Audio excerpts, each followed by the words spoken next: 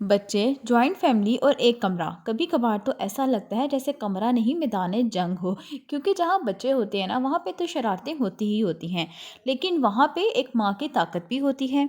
आज मैं आपको बताऊंगी कैसे हम थोड़े से सलीके से अपने कमरे को ना सिर्फ साफ रख सकते हैं बल्कि वेल ऑर्गेनाइज भी कर सकते हैं और इसको एक महल नुमा शक्ल दे सकते हैं। तो वीडियो स्टार्ट करते हैं, सो लेट्स गेट स्टार्टेड। अस्सलाम वालेकुम माय यूट्यूब फैमिली, कैसे आप सब लोग? उम्मीद करती हूँ आप सब ठीक ठाक होंगे। मैं भी अल्हम्दुलिल्लाह बिल्कुल ठीक ठाक हूँ। जैसा कि आप लोगों के सामने मैं भी अपना रूम क्लीन कर रही थी। ऑब्वियसली जब सब उठते होंगे सुबह, उनका रूम में भी ऐसे ही मैस होता होगा। तो यहाँ पे ये मेरा रूम है, बच्चे भी इधर ही सोते हैं, एक ही बेडरूम है। तो हमारी जॉइंट फैमिली है। तो सबसे पहले जब बच्चे कमरे बखेर देते हैं ना या सुबह सो कर उठते हैं, तो आप लोगों ने टेंशन नहीं लेनी, बिल्कुल भी गुस्सा नहीं करना। अपने बच्चों के साथ रहने का मतलब ये नहीं होता कि हर वक्त जो है वो गंदगी ही गंदगी है, बल्कि बच्चों के साथ रहने का मतलब ये है कि आप उन्हें सफाई की आदत सिखाएं।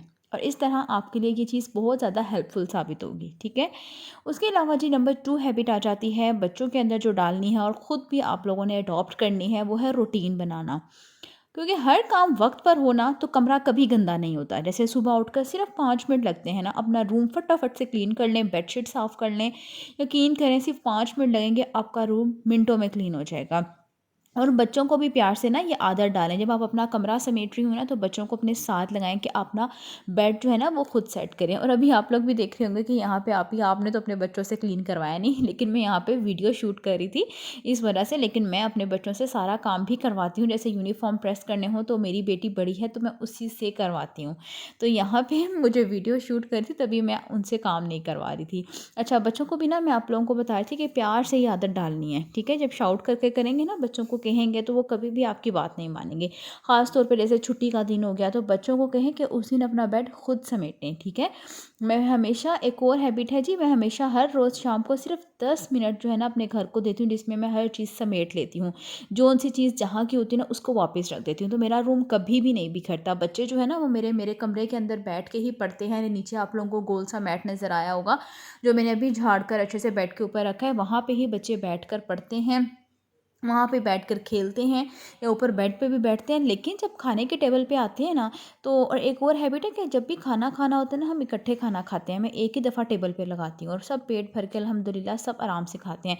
तो इस तरह से क्या होता है, चीज़ें ज़्यादा बिखरती नहीं हैं। आप हर चीज़ को एक सीक्वेंस, एक रूटीन से करेंगे ना तो बिलीव मी आपका घर, आपका किचन, आपकी हर चीज़ सिमटी हुई होगी। और ये छोटी सी ही रूटीन है जिसमें आपके कमरे में, आपके किचन में, आपकी हर चीज़ में बहुत बड़ा फ़र्क आएगा। उसके अलावा एक और टिप आपको देती चलूँ, स्मार्ट स्टोरेज बनानी है। वो कैसे बनाएंगे? जब आपके पास जगह कम हो तो कोशिश करें कि हर कोने का इस्तेमाल करें। जैसे कि मेरे पास बच्चों का बेड नहीं था, ठीक है। अगर मैं चाहे तो मेरे रूम में जगह भी थी तो मैं अलग से सेपरेट बच्चों के सिंगल बेड बनवा के उनको एडजस्ट कर सकती थी, लेकिन नहीं, हमने अपने कमरे को नीट एंड क्लीन भी रखना है, ऑर्गेनाइज भी रखना है। तो इसके लिए मैंने क्या किया था कि अपने बेड के नीचे ही स्पेशली बच्चों का बेड बनवा लिया था और उसको व्हील्स लगवा लिए थे ताकि वो ईजिली बेड के नीचे चला जाए और मुझे मुश्किल भी ना हो, मेरा रूम भी साफ़ सुथरा लगे। अगर तो आप लोगों के पास बच्चों की प्रॉपर जगह है सोने की, तब आप लोग जो है ना ये ना बनवाएं। आप लोगों के पास इसके अलावा आप लोगों के पास और भी बहुत सारे ऑप्शंस हैं। आप बेड के नीचे ही बच्चों के स्टोरेज बॉक्सेस बनवा सकते हैं, वहाँ पे बच्चों के खिलौने एडजस्ट कर दें, कपड़े एडजस्ट कर सकते हैं, इजाफी सामान रख सकते हैं, ठीक है। उसके अलावा दीवारों पर भी कोई शेल्फ वगैरह एज अ डेकोरेशन मतलब लगा सकते हैं, ऊपर से उनको कवर कर दें जिसमें बच्चों की बुक्स आ जाएँ, बच्चों की स्टेशनरी आ जाए, और भी बहुत सारी चीज़ों को आप एडजस्ट कर सकते हैं। उसके अलावा अपनी एक हैबिट बना लें, हर काम में अपने बच्चों को लाजमी इन्वॉल्व करें। कमरा सिर्फ आपका नहीं है, बच्चों का भी होता है, ठीक है। बच्चों को छोटा छोटा काम दें, जैसे कि वो अपने जो टॉयज़ हैं उनको बास्केट में डाल दें, अपनी बुक समेट दें। अच्छा, अगर आप बच्चों से बोलेंगे ना ये काम करो तो वो हरगिज़ नहीं करेंगे। हर काम को जो है ना, हर चीज़ को आपने एक टास्क के तौर पे देना है, एक गेम बना दें, सख्ती से बिल्कुल नहीं कहना।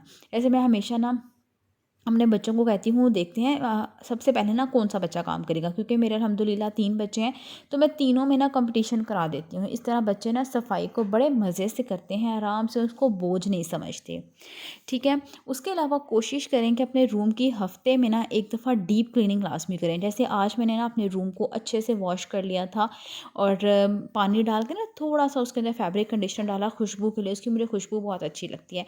तो बस मैंने अपने रूम को अच्छे से धुलाई उसकी कर ली थी ताकि ताकि नीट एंड क्लीन हो जाए वो। इस तरह से मेरा रूम जो है ना पूरा दिन ना बहुत अच्छे से क्लीन रहता है। उसके अलावा जी अगर तो आप लोगों का रूम छोटा है तो कोशिश करें ज़्यादा चीज़ें ना उसके अंदर भरें, क्योंकि जब ज़्यादा चीज़ें होंगी ना एक तो घुटन हो जाएगी कमरे में, और ना फिर बहुत ज़्यादा जो है ना मुश्किल हो जाएगी। तो कोशिश करें कि अगर फर्नीचर भी रखना है ना सिंपल सा फर्नीचर रखें, ठीक है। ज़्यादा चीज़ें, ज़्यादा फर्नीचर कमरे में ना भरें, ठीक है ना।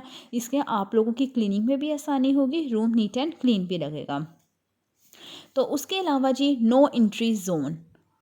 अच्छा, नो एंट्री ज़ोन में वो एरिया आ जाता है जहाँ पे बच्चों का इंटर होना मना हो, या वो इंटर होंगे उस एरिया में तो उसको उसी टाइम समेट कर निकलेंगे। जैसे कि बच्चों का स्टडी एरिया, ठीक है, या फिर नमाज़ पढ़ने का एक सेपरेट आपने जगह बनाई हो, वहाँ पे जहाँ नमाज़ बिछा हुआ हो तो बच्चे वहाँ नमाज़ पढ़ के उसको समेट के फिर वहाँ से आएंगे। ये रूल्स हम माएँ ही अपने घरों के बनाती हैं। तो ठीक है, अगर आप बच्चों को बता दें कि यहाँ पे अगर आप खेल रहे हो तो यहाँ से चीज़ें समेट के फिर आपने बास्केट में डाल के वापस आना है।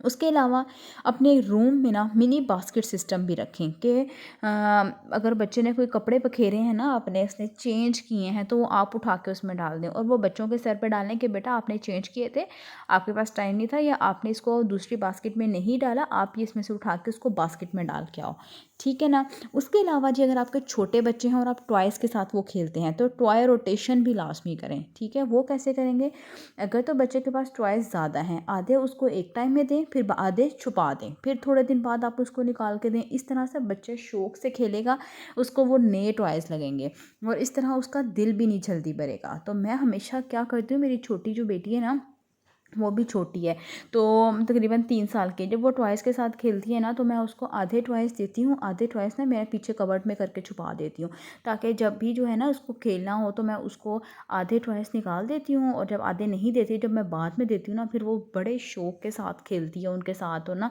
बखेरती भी नहीं है, फिर उनको टाइमली समेट भी लेती है। तो ये छोटी छोटी ट्रिक्स होती हैं ना जिनको हम माएँ अडॉप्ट करके अपने बच्चों के अंदर घोल के पिला देती हैं उनको। उसके अलावा जी क्विक वाइप रूटीन, ये भी लाजमी बनानी है आप लोगों ने, मतलब कि अपने जो फ़र्श है उसको अच्छे से डेली क्लीन करें, साथ अपने बच्चों को लाजमी इन्वॉल्व करना है इस चीज़ में, ताकि बच्चों को ना इस चीज़ की हैबिट उनके अंदर आ जाए। उसके अलावा थोड़ी सी सजावट और ज़्यादा सुकून, कमरा छोटा हो तो इससे हल्का ज़रूर लगता है, प्यारी सी लाइट से आप अपने रूम को डेकोरेट कर सकती हैं, क्योंकि बच्चों को भी इस चीज़ का शौक़ होता है लाइटिंग का।